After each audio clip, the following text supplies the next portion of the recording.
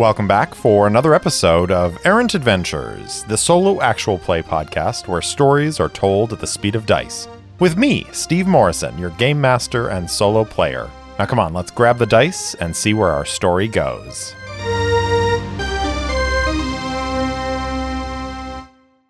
Welcome back for Chapter 34 of Book 1, Meridian. Last time, the Howlin Wolf arrives at Equilon and makes the transit to the planet. It's a beautiful world with massive amounts of agriculture. They pass through all the security checks and land at the starport. Einar and Ayati head into the city of Castile, while Sejana remains on the Wolf, enjoying a quiet moment. They make their way to the Castile market, where Einar meets with a broker to sell their cargo.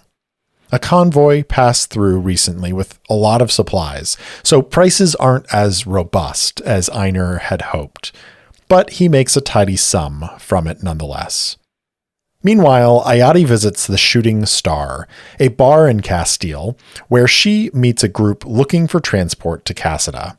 Their spokesman introduces himself as Mac and offers her 115,000 rue to buy out passage on the ship. Einar emerges from the central imports building into a different market. It's still just as bustling as when they arrived, but now that the sun has fully set, thousands of lights float around the open sky, illuminating the busy stalls and the people wandering through them. He crosses to the building on the other side of the market, passing under the sign labeling this warehouse as the Exports Complex. The bustle inside the complex matches what he saw in the imports building, brokers cutting deals with merchants and starship captains alike. It doesn't take him long to find someone looking to transport Equilonian beef to Casada, which fills 60 tons of the hold. He takes 20 tons of enzymatic supplementation infusion from Autotics Limited, a health supply company based on Equilon that distills agricultural products into their base elements for easier absorption by a variety of species. Once the contracts are signed and arrangements are made for loading the hold, Einar returns to the open-air market. Taking in a deep breath, he marvels at the cleanliness of the air, even here in a large metropolitan area. A handful of young folk stumble past him, laughing and half-singing. Einar watches them go with a fond smile. Flicking open his queue, he sends Ayati a ping, asking where she is. She doesn't take long to respond, inviting him to the Shooting Star. Pulling it up on a map of the area, he turns and walks in that direction, stopping at a small food drifter for a quick handheld meal. It's amazing how satisfying a simple combination of spiced meat, bread, and sauce can be after the week he's had. Sejana's nearing the end of her book when Einar and Ayati return from the market. She hears them talking as they make their way from the access hatch, and it sounds like they are speaking to someone, as though giving them a tour. She waves away the quick screen and stands, sighing internally. Of course, they were going to take on passengers. It was an inevitable part of traveling between sectors on a ship like this. Just another way to make some rue, but she'd been hoping for a quiet journey back to Casada. "And this is the common room," Einar says, leading the way. "Ah, and here's another member of our crew. Luciel, I'd like to introduce you to Mac." He gestures up at the human as he steps through the hatch. Recognition spears through her as she takes in the sight of the newcomer. "Macalin," she says. He grins and says, "Mare, I wasn't sure you'd remember me." "You're kind of hard to forget," she says, stepping forward and extending a hand. Mac brushes past her hand and gathers her up into a big bear hug. As the air leaves her lungs, a smile follows it, despite the clench of pain from the bruises on her sternum, and she closes her own arms around the big man. In the entryway, Ayati and Einar stare at this show of affection. Sejana Lushale isn't exactly known for her effusive expressions of emotion, and as she sees their expression, she knows precisely what they're wondering. Mac lowers her back to the floor and pulls back, looking down at her, still grinning that wide, toothy smile of his. "How are you? I heard you were lyring in Cassida. I didn't expect to run into you out here." "Well enough," she replies. "It pays all right, and I've mostly kept my nose out of trouble." Ayati snorts, and Mac glances at her and chuckles. The pilot shrugs and says, "Your definition of staying out of trouble is very different from mine. Also, how do you know Mac?" Sejana pats him on the shoulder. "Macklin Bouchard was a decure in the Imperial Special Service. Viper Squad. You'd think heavy gunner, but Mac here is one of the finest snipers in the universe, and almost the best in the ISS. "Hey now," Mac says with both hands raised. "That's still undecided. Nerith and I never finished our competition. Speaking of which, have you heard from him recently? I was hoping to find him in Cassida." Sejana shakes her head. "He was working for the Grand Duke, but he left on some secret mission a few decades back, and I haven't heard from him since. Also, are you coming back to Cassida with us?" He nods, growing serious. "Yes, my principal asked to be taken to Cassida, and this is the perfect ship to do it. No one would suspect him of traveling aboard a simple merchant vessel. No offense intended, Captain," he says to Einar. Sejana frowns. "You were doing security, last I remember, correct?" He nods, and there's a look on his face she doesn't recognize. "Oh," she says as the realization hits. He nods again, then glances at Einar and Ayati. "You can trust them," she says. Ayati looks between the two of them and says, I get that there's some context that we're missing, but I just want to say, whatever it is, if you don't want to talk about it, we understand." Mac looks around and sighs. Almost without thought, Sejana pulls a bottle from a cabinet and pulls 4 glasses as well, pouring generously. She hands them out, and Mac takes a sip of his, staring into it for a moment. Then he says, "Sembria. I was doing security on Sembria." There's silence in the room for half a second, and then Ayati whispers, "Oh, stars." "Yeah," he replies, and sits down, taking another sip, bigger than the first. "I haven't seen anything like it since the war." Mac stepped through the portal in front of his charge, eyes sweeping the room. Everything appeared clear, as he expected. After all, very few people knew that Minister Torvarius was visiting with leaders of the Workers' Unity. Both parties agreed to keep the details of the meeting confidential. And as far as Mac was concerned, they'd succeeded. Of course, he wasn't paid to be optimistic, so a full sweep it was. Satisfied, he stepped aside and gestured for Minister Torvarius to enter. The minister swept into the room with all the force of a southern gale, dressed down from his normal political finery, but still very stylish in a dark blazer and tailored shirt and trousers. He walked to the table and settled into one of the seats, drumming a trio of fingers on the table in a steady rhythm. "Shouldn't be long, sir," Mac said, taking up a position by the window. "Of course," the minister replied. "Shouldn't take long either. They'll get everything they want out of us, I wager, and we'll thank them for it." Before Mac could reply, the door opened and 3 figures entered. Their leader, a woman with gray hair pulled into a tight bun, tugged at her coat when she saw the seated minister. It wasn't threadbare, exactly.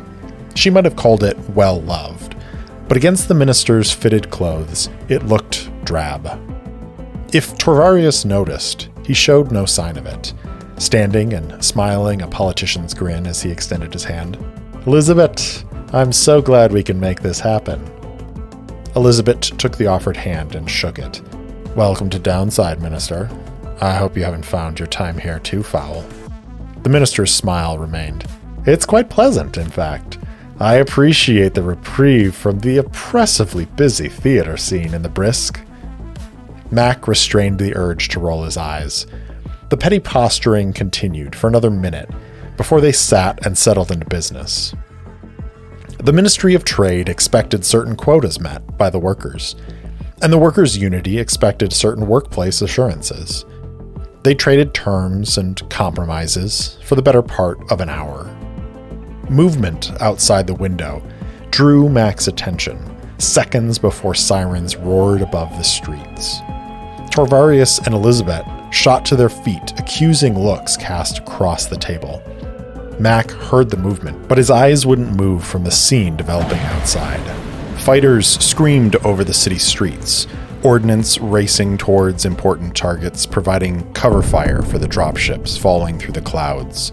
Mac activated his Q and saw reports scrolling across the screen. A surprise attack from disguised ships in orbit.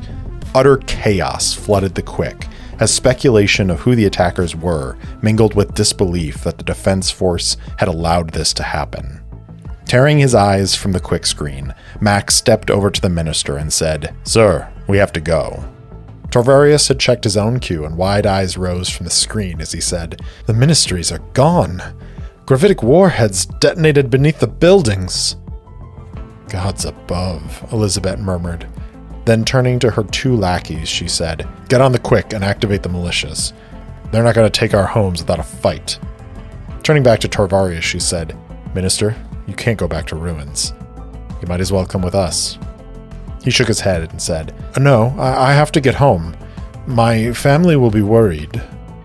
His words sounded almost calm, but there was a wild look in his eyes. Elizabeth glanced at Mac, who shook his head slightly, and then she shrugged and said, "Good luck then." And they were gone. Mac led the minister out onto the street, where already there was chaos. The drift car that should have been waiting for them was gone. People were rushing about, grabbing what they could to defend themselves. Mac shook his head. Whoever these attackers were, they wouldn't be coming to Downside first.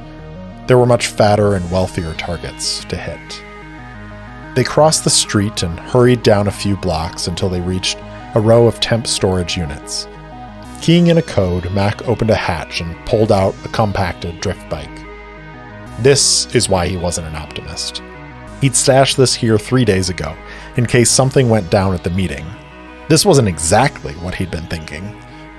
Activating it with his Q, the drift bike shifted out of storage mode into active use.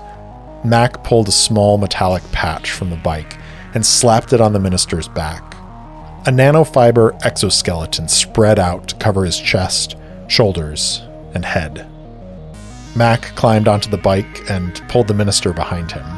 Firing up the grav generators, the bike rose from the ground and hummed as Mac slammed the accelerator forward.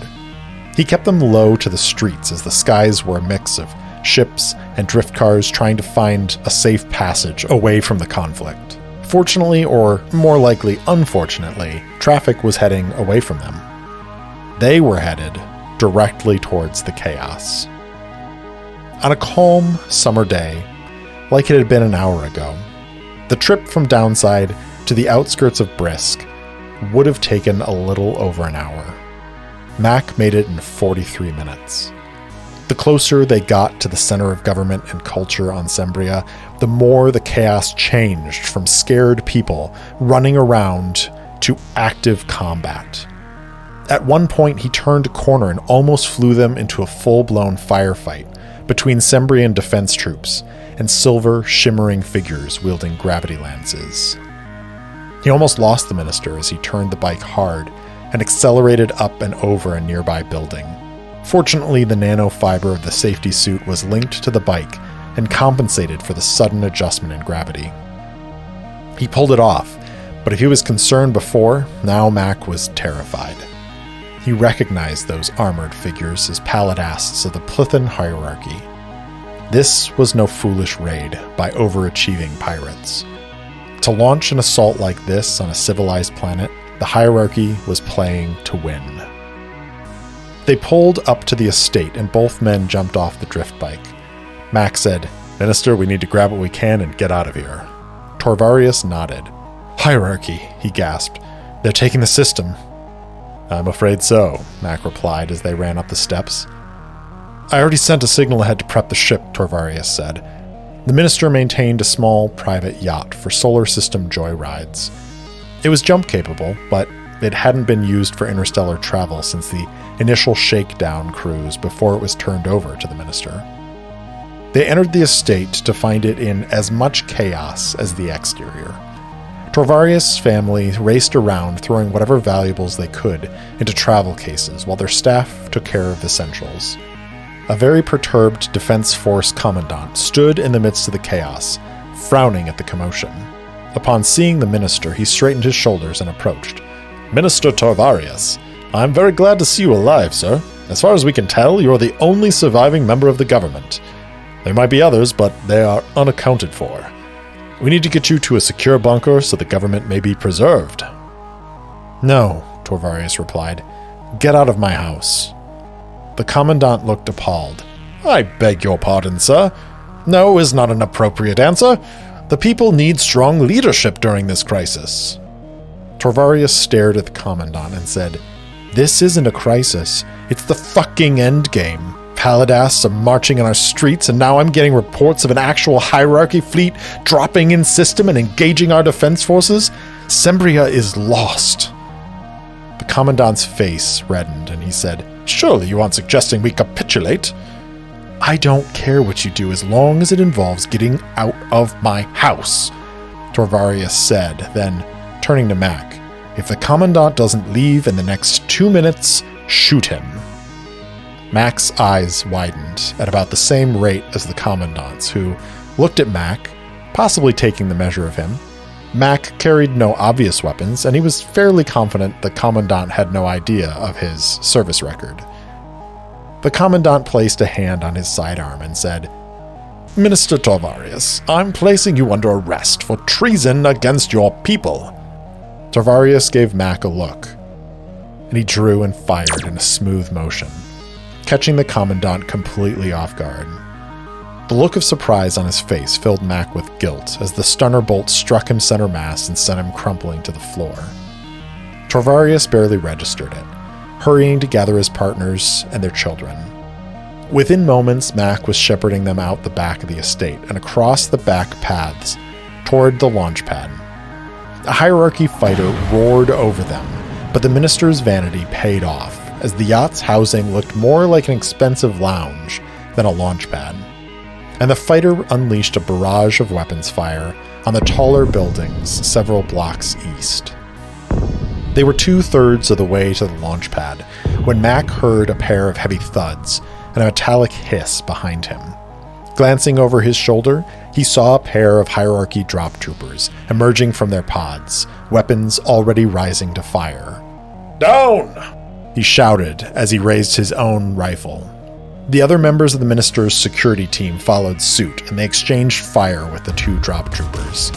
It wasn't really a fair fight, close to 10 security guards against 2 drop troopers, but the drop troopers did manage to spray a barrage of kinetics towards the minister's party. Someone screamed as a piece of shrapnel landed. Over the commotion, Mac heard the distinctive howl of yet more drop pods on descent. Get them moving! He shouted and grabbed the minister, pulling him to his feet and hurrying him toward the launch pad. They left 3 of his team behind, bleeding out on the path. One of the teenagers also took a hit, though it looked superficial from Mac's quick look. They made it to the launch pad, and Mac ushered them in. As everyone else filed into the building, Mac looked back. From his vantage, he could see dozens of drop pods falling toward the planet. Ships loomed in the clouds, launching those pods from low orbit. Screams and death echoed through the city. And Mac knew this was a microcosm of what was happening in all the important centers around Sembria. Even worse, he watched as other ships launched from the surface, making a desperate run for the stars. Some made it. Others were not so lucky. A voice shouted for him, and he tore himself away from the horror and raced into the building as the canopy above parted. Last on the ship, he dropped to the floor as the hatch sealed and the ship lifted off, racing toward the heavens. Mac leaned back against the bulkhead and closed his eyes. Mac opens his eyes and looks at the crew of the Wolf. We made it out system, but we were taking fire.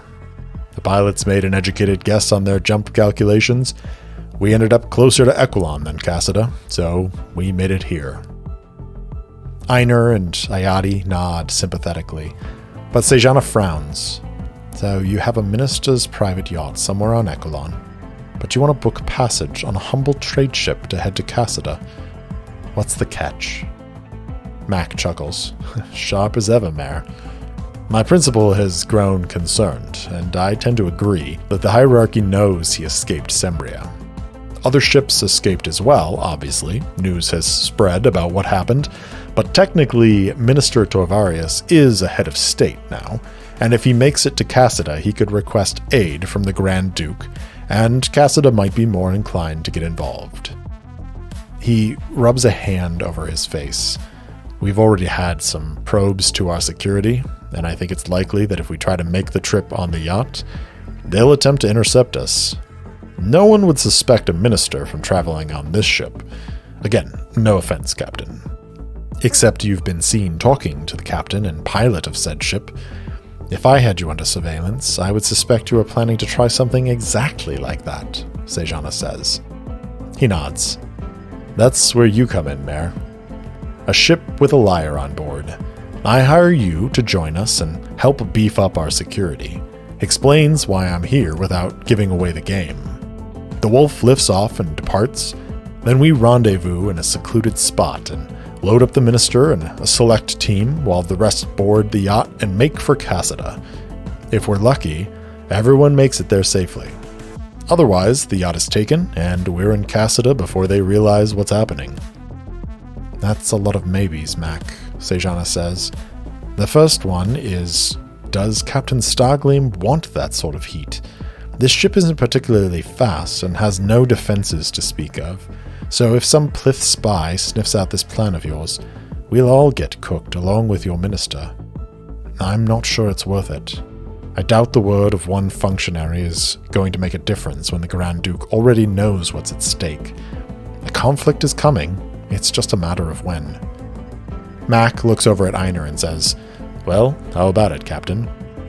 Einar leans back, considering. He looks at Sejana and she shakes her head. Beside him, Ayati nods. Titan's asshole, he mutters. We'll do it. Sejana sighs, and Mac shoots her a wry grin. He shrugs and says, Sorry, Mare. Looks like you got outvoted. Seems that way, she replies. Fine. Then there's one thing to settle. My fee. That money you're paying the captain, none of that goes to me. She leans forward. Mac, you know I'd do anything for you. But your minister is going to bring a whole world of trouble down on our heads. Besides, if this ruse is going to happen, I'm going to have to be under contract. The life of a liar suits you, Mare. 50,000 rue for safe passage to Cassida. 100. 60. 95. 75. 85. He frowns at Sejana for a moment while she stares into his eyes, completely stone-faced. Fine, 85. She nods. Send the contract. I'll accept it. In the meantime, we've got to make sure this stays between us. And then she looks toward the hatch. Let's make a quick recon check. But first, I have to set the target number. Since this is going to be an opposed check, I'm going to make a quick roll. +2 on this. 8 plus 2 is a 10 total, so that is the target number that Sejana has to beat. Sejana's recon is a +3. 6. Wow, dice. Way to make that hurt. All right, well, at least somebody gets a mark towards the stealth skill. Through the hatch, in the shadows cast by the light from the common room, Ludin Sarton stands listening. And as he hears this story unfold, and the details of the plan to convey Minister Torvarius to Cassida. He smiles.